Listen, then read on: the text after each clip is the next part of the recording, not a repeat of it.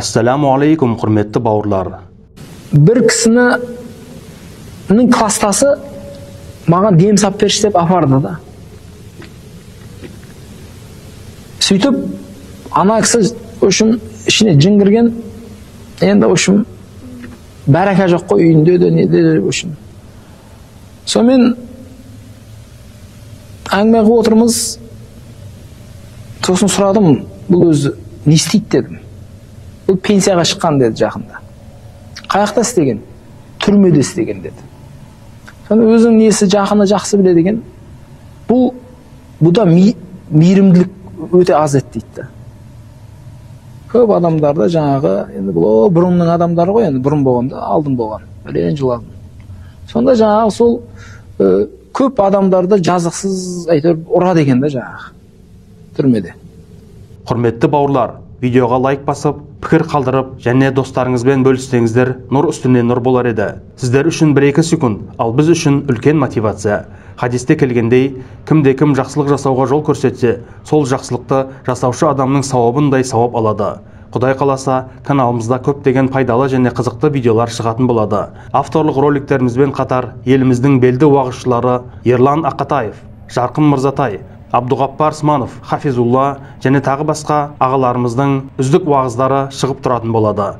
Бізбен бірге болыңыздар, ал біз жалғастырайық. Сонда ақырында сол не істеді, сол жын кіріп кеткен ғой жаңағы. Жын кіріп, жынды болғанда адам. Ол біреуді сен жазықсыз сабайтын болсаң, міндетті түрде ол зұлымдыққа ұшырайды ол адам.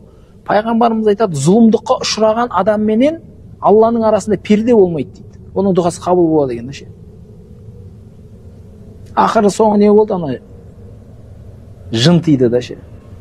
Сосын көбісі бұл қалай болған? Бұл ауырған, соны бір тәуіпке барса айтқан ғой, сен бәленшеден бата алуың керек деген да. Бата алу керексің, әйтпесем сен сол аталардың жолын ұстанбасаң, сен бұдан да қатты ауыра бересің деген ғой. Сөйтіп барып бұл бата алғанды. Бата алу деген, ол наоборот саған жынды одан сайын кіргізіп береді. Сондай бір жеңгем, бір досымыздың бір жеңгесін жын кірген екен, соны оқыдық та. Сөйтіп, Аллаға шүкір жақсы болды. Кейін өзіміздің жеңгеміз, жақын бір жеңгеміз бар еді.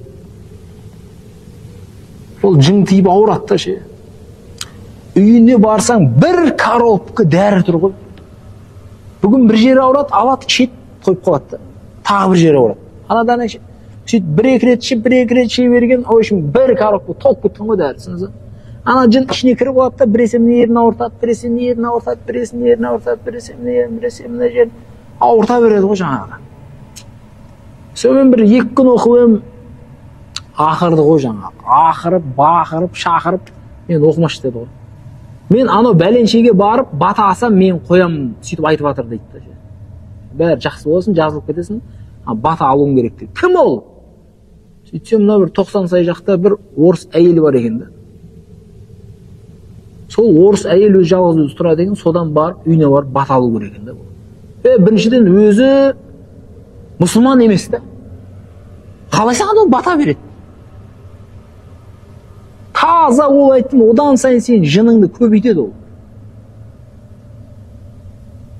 Ақыр соңында бақырды, шыңғырды, оқымаш деп шарп салды, оқытқызбай қойды. Өзі қаламай тұрғаннан не істейсің оны? Содан бері жақсы емес та. Кәдімгі анау терезенің сыртында кішкентай балалар жындар деп оған жүреді да, соны көріп отырады ол. Ол өзі жынды адам, ол үйінде бәреке бола ма сосын? Болмайды ол. Жігіттер, осының барлығы мына Құран менен сүннетті дұрыс ұстанбағандықтан. Сен дұрыс ұстануың мүмкін, сені көре алмауың мүмкін де біреулер. Күндейді. Сөйтіп дуа жасайды. Егер сіз иншалла азанда кешке Ықыласты 3 рет, Фәлақ сүресін 3 рет, Нас сүресін 3 рет оқысаңыз, сізге дуа жақындамайды. Ол не ап есік алдыңызға, ол әртүрлі болады жігіттер. Біреулер ішкізеді сумен, біреулер жегізеді. Жұтасын оны. Бейті майдыланып не істейді, тамақпен бер жейді.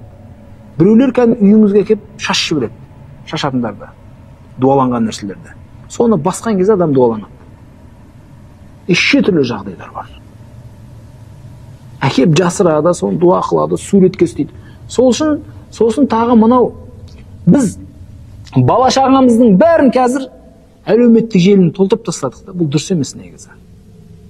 Мына сиқырмен, дуамен айналысып жүрген мына жігіттер айтады ғой, бала шағаны қоғамға бүйтіп көрсете бермеу керек дейді.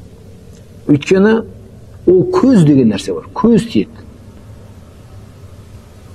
Мұны көре алмайтындар сенің сол бала шағаңның суреті арқылы не істеп тастай салады. Сондықтан әлеуметтік желіде мына бала шағаны сақтау керек, жігіттер. Көп ауыра беретін сол. Не қыласың оны? Осы жерде тұрсын дейді да.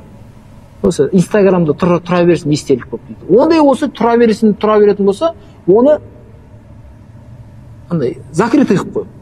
Жабық қылып қой болды. Онда тұра береді. Сондықтан осы қазір бүкіл кәдімгі ішкен, жеген, жатқан, ұйықтаған, сиген тышқанына шейін, енді оны сиген тышқанын көрсетпес, бірақ қалғанын бәрін не істеп кеттік қой. Әсіресе үйде отырған әйелдер. Бұл дұрыс емес та, бұл дұрыс емес та. Ер азамат соны, дұрыс емес мынау деп айтатын ер азамат болмай тұр ғой соны. Бауырлар, видеоны соңына дейін көргендеріңізге Аллах разы болсын. Арнамыздағы басқа да роликтерге мән беріп көрсеңіздер. Назарларыңызға рахмет. Ассаламу алейкум ва рахматуллахи ва баракатух.